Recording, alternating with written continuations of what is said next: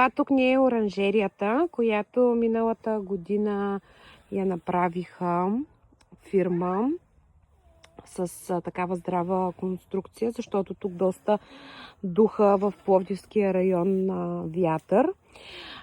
И тук са останали още няколко видове маруки, където сме си посадили.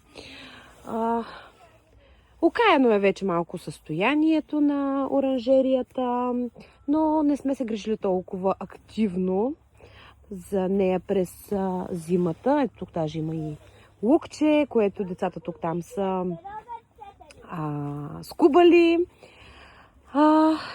И макар да е в такова състояние самата оранжерия, ни даваше през цялата зима, не сме купували никакви марули, спанак. Ето тук има малко спанак още останал.